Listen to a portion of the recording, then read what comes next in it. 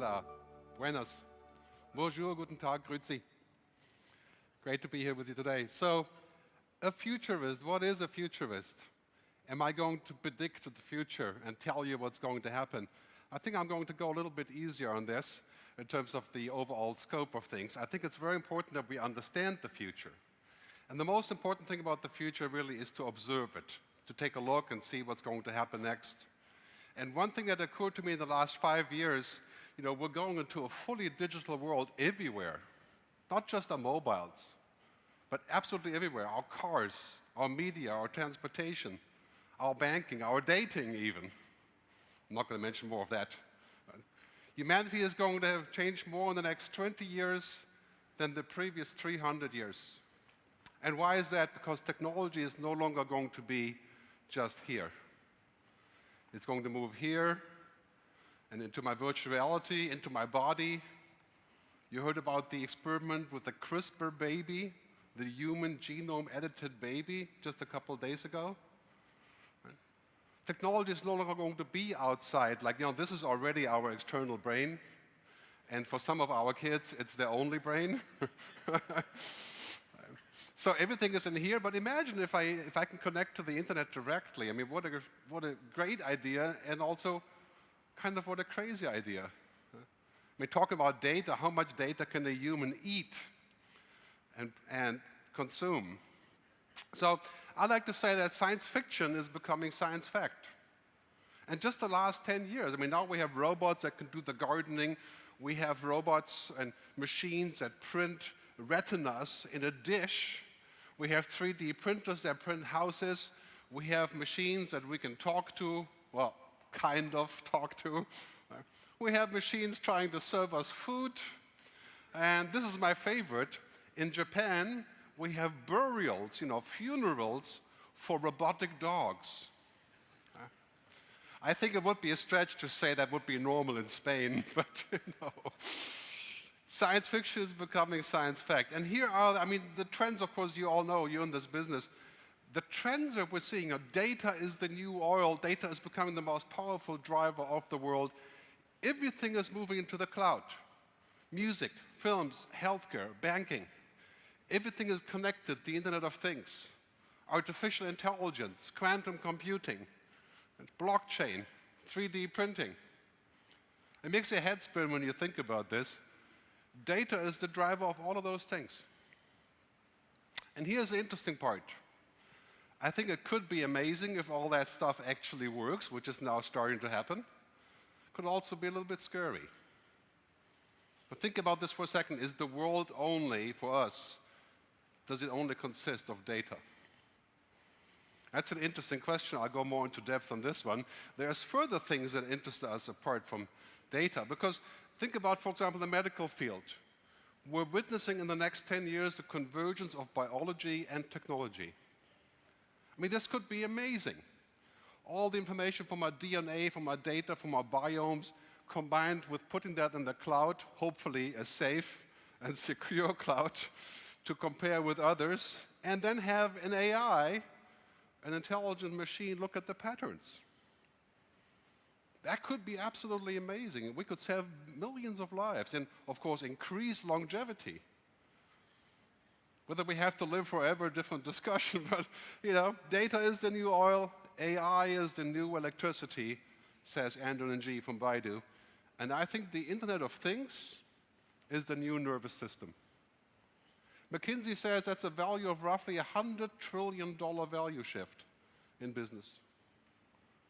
So it's a great business to be in. It does have various things we have to consider. What happens as a result when the world becomes essentially a giant algorithm? And I think about this and I'm thinking, okay, really what's happening is that we're overlapping with technology. We're increasingly connecting with technology everywhere. It's funny, a couple of years ago, I was with my younger son. I was in Tanzania and Zanzibar, and we're sitting on the beach, and I think this was the first time in his life where he didn't have the internet, because he was jamming wildly on his mobile phone because the music wasn't working. He didn't realize that the music is actually in the cloud. No internet, no music. We get very much used. I think many of us, we may think of ourselves as the last people that know what offline actually means. Huh? It's more like a mental state now. It's funny, I work a little bit for Swiss tourism, and I suggested to them the other day that we should have a campaign that says, "Welcome to Switzerland, welcome to boredom." To disconnect, to have an offline luxury. But here's the question I have for you. How far should we take this? Should we become technology because, we're going to be faster and cleverer and more funny, we can recite from anything, we can do without sleep, maybe? Become superhuman, is that a good idea? Who does not want to be superhuman? Should we not converge and become really strong? I mean, let's be honest about this. What we're doing with data is we're building an intelligence. I call this a meta-intelligence. The intelligence of the intelligence. Cars, retail networks, factories, logistics, supply chain, ERP, anything is going to connect in the cloud. That's a giant, global brain, you could say. Here are some numbers. 14.4 trillion on the Internet of Things, 15.7 trillion gained through artificial intelligence, mostly China, North America, and Europe. And here are the companies who are running the show. The top 20 internet companies or digital companies in the world, they have tripled in value. The top 4 of those companies have more money than the GDP of France. They could buy France, basically. Not that they would, take that as a serious idea, but hey, we're talking about a huge amount of power. These companies are more powerful than oil and gas and banking or military ever. That's a good thing in many ways. In other ways, we have to think about what does it mean. It could be heaven, like this, where we can touch, get superpowers. Or it could not be heaven. It could be more like hell, where the machine is shooting us down every time we turn around. There's a machine that does a better job. The radiologist is replaced by the machine. The driver is replaced by the machine. The pilot is replaced by the machine. You are replaced by a machine programmer. Is that actually going to happen? Is that hell realistic? Do we really have to think about this, the machine kicking us out, so to speak, from the process? Like many cities in the US, if you want to date, I mean, I'm married, but I'm thinking about, what you would do. So you don't get a date unless you use Tinder, right? Because that's how it works. That the machine has replaced the actual thing that we used to do. Let's talk about what that means for humans and machines. Because I think that's an important discussion to have. This digital Gerd here, if you know what I publish on social media, do you really know me? You know a little bit of what I do. When we talk, 0.4 seconds gives you a lot more information than watching 100 hours of my YouTube video about me personally. How computable are we as people? Are we just data? You would laugh there as people were saying that humans are just data. Organisms are algorithms. I'm sure you heard that before. Very popular in Silicon Valley. This idea that we are just like a machine. I think here in Europe, many places around the world, we think a little bit differently. We're humanists, basically. Especially here in Catalonia, of course. Thinking about, how much do we believe in technology? And the answer, I think, is quite clear. All of us really are believers in technology in some way. That's why we're here. But let's think a little bit further than this. Machines are very good at this. Zeros and ones. This is what machine intelligence does. It reads us, it reads information, it scans us, it makes a digital copy of the data.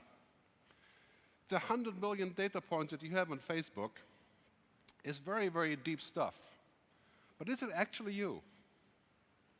Is the digital copy actually you? Many people are jokingly saying that Facebook or Google knows more about us than our husband or our wives. But only in the sense of data. If you search for best weather in in the winter or so, then of course a machine knows that. But what do you really mean? What are you really looking for? Machines are this, and humans are different. Humans are what I call in my book androrhythms, not algorithms. Human things. Take a look at the human list here. Emotions, creativity, imagination, ethics, mystery, passion, compassion, values. Do you think a machine could acquire these? I think a machine could eventually learn to understand those so it can know when I am angry. But there's a very big difference between knowing if I'm angry or tired or whatever than to be angry. The machine doesn't exist. We exist. And should we ever build a machine that exists? I doubt that's a good idea. Can we use a machine that does all the heavy crunching and the number work? Absolutely, that's why we're here. Data-driven. But what is it supposed to do, that machine? When we look at people, our intelligence, when we talk about artificial intelligence, our intelligence is more like 8 different types. Here's just 4 of them. Emotional, social, intellectual, cultural, political, musical. There's lots of research saying that women have more emotional intelligence, which is why some people are saying that they're better suited for the future. That's an interesting point. We should think about that for a second. Emotional intelligence, we wouldn't even know how to define this. Remember 10 years ago, an HR person would say, any person that comes to work for us that's too emotional or too critical or has too many ideas, we don't want that person. It's a pain in the butt. Today, the number one thing that an HR person is looking for, guess what that is? Critical thinking, emotional intelligence. That's what our kids have to learn if they want a job in the future. So AI, I talk a lot about AI. This is really what AI is. It's a machine that can turn data, information into knowledge. Because now we have machines that are learning, so-called deep learning, cognitive computing, machine learning.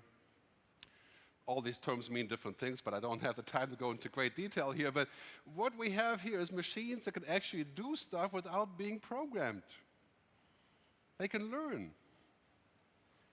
Do they learn like us? Absolutely not. I mean, a computer does go back to the memory and pulls out a JPEG. If you think of your wife, you don't go back here and pull out a JPEG, It's a little bit different than that. That kind of knowledge, clearly if we feed a computer all the information, would it have the same knowledge that we do? I studied philosophy a long time ago before I started music. So, interesting topic here. If you fed IBM Watson or any machine like this books, all of the entire library of philosophy, right now Watson reads about 1.2 million books a minute. So you feed all the books of philosophy into your IBM Watson. Does that make IBM Watson a philosopher? Is IBM Watson a doctor when it's read all the doctor reports? Is it a lawyer, a musician? Well, the answer is obvious. Not really. It's extremely useful, but it's different. It's a different kind of usefulness because data and information is not really knowledge or some basic knowledge. It's not understanding, it's not wisdom. That's what we do. Let's not confuse the world by saying that data is the most important thing. We're trying to get data to the point to where we can derive wisdom. That's our job. Do we want the machine to have wisdom? Well, a sort of basic wisdom like TripAdvisor, that would be interesting. Can't really call that wisdom by any stretch of imagination. But an interesting angle that helps us, of course, and a great example is what Jeff Bezos has been talking about for years. He loves to tell people how he relies on data. When it comes to important stuff, data trumps intuition every time. You've seen this. A couple of weeks ago, he said this: all of my best decisions in business and life I've made with heart, intuition, guts, not analysis. In other words, with the androrhythms, the human things. Now, if I were you, I would say, okay, Jeff, make up your mind. Which one is it? Well, the answer is clearly, it's both. We cannot just use data to make decisions because we would have an infinite process of debating with what's the best thing to do. That's called the intractable problem. Humans don't do that. Humans instantly come up with an answer that says, okay, forget it, I'm going to do this. It feels right. And I think we should retain that. We should not remove that because it may be inefficient or laborious. I think that's where our progress comes from. The biggest concern I really have about our future is not that machines will come and kill us or take our jobs or not let us back into the spaceship. Right? My biggest worry is that we become too much like them. We rely on the machines so much that we forget who we are. We say, what does the data say? Because I'm going to sit back and have the data come to me and the data decides. And pretty soon we have an AI president. Well, maybe we already have one, maybe. I don't know. I'm not going to further speculate on that. The bottom line, just great data and powerful algorithms are not good enough for the most things that we want to do. Having said that, the things that we want to do without great data and great algorithms would also be very difficult. Where does that lead to? Many people are saying this is really what's happening. Machines become smart, we have quantum computers that do our work, and then basically we become useless. Useless humans. Do you really think we're going to be useless because machines get smart, parenthesis? I very much doubt that. I think that could happen maybe in 50 years. We have, people talk about extinct jobs like accountants and fast food chefs and, receptionists, lawyers, doctors, futurists, of course, because the machine can predict the future much more accurately than I could ever hope to. This is really what's happening. Routine is ending. Anything that does not require human ingenuity, judgments, snap decisions, intuition, imagination, machines will learn. So that's financial advice, bookkeeping, driving a car, flying an airplane, to a certain point. McKinsey said in a big study just a few months ago that only 5% of all jobs that can be automated can be completely automated. So in other words, the end of the routine is here, or near. But it's not the end of work. Imagine if all of your routine that you do every day, if a machine or smart digital assistant would do all the work, booking travel, organizing, building an app, organizing traffic, and in a way, apps like Slack or so already do some of that, right? What do? Do you become useless? No, you move up the food chain. You do different things. So we shouldn't be too desperate about this. I think really what it means, a change of our skills. As I said earlier, 2020 skills, World Economic Forum, critical thinking, creativity, emotional intelligence, cognitive flexibility, in other words, creative stuff. Let's not get confused about left brain and right brain. There's no such thing. I'm sure you're aware of this, right? It's much more plastic than that. But this is the stuff that makes us human. This is why we're important. If we take amazing data, amazing technology, amazing cloud systems, that's all at our disposal as the tool. The tool, however, is not the purpose. The carpenter doesn't think of his hammer as the house. Right? And the hammer can be used to kill somebody if he desires to, or to build a house. And keep that in mind. Right? The purpose of the carpenter is to build something, not to, adore the hammer. Very important, we are moving into a world where the part of the left brain, speaking in old terms here, the logical part will be done by machines. So I think that's actually good news, even though, of course, it does mean that if your work is 100% routine, like call center, you're pretty much out of luck here. And we got to think about that. I think we need to capture those people and uptrain, uplift them into a different scenario. That's not going to be entirely easy. So that brings me to the key topic of the day, digital ethics. Sounds very boring when you think about ethics, right? We're talking about being human. We're not talking about any top-level stuff beyond that, just being human. And we're moving into a world where progress is exponential is at the takeoff point. I mean, consider yourself lucky. All the stuff we talked about for 20 years, the cloud, paperless office, mobile networks, 5G, 6G, WiMAX, whatever, that's all starting to be here. Right? We have to think differently now. This is old school thinking. If we're going to do something, how we're going to do something, how much money we make, now we have to think about only two things. Why are we doing this? And who is doing it? Can we trust them? Are they accountable? Are they human? Do they have a human purpose? That's the key question. If you want to be successful in business, that's the only thing that matters. If and how, well, if there's no if, or if you actually do stuff, of course, that's kind of useless. But this is the question. This is, by the way, the Facebook question. Why do we use that? I mean, this is an interesting question. Now it has kind of mutated into a scenario where we can't really decide, is it for us or with us, or is it against us? So here's the key question. When you have great power, and we're all gaining so much power now through data, through the IoT, through artificial intelligence, we have great responsibility. Gardner says, digital ethics is the #1 topic for 2019. How to use technology in a good way. And who defines what good is? It's obviously not entirely trivial question. Technology is morally neutral until we use it. The Internet of Things, amazing. Energy savings, all these things that happen around us, no problem. But then to use the same technology as in China to scan every single person that walks down the street and send them a traffic ticket if they cross at a red light because you've identified their face. That may be a kind of use case where I would find it a little bit disturbing. Take it a little bit too far. William Gibson said, technology is neutral until we use it. We have to think about this. CRISPR editing, genome editing.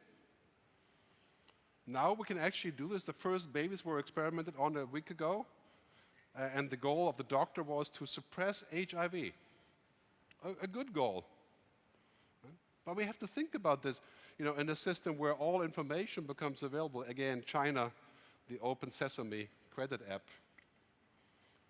Hard to understand why you, would use that, but people are using it. 1 billion people are using it.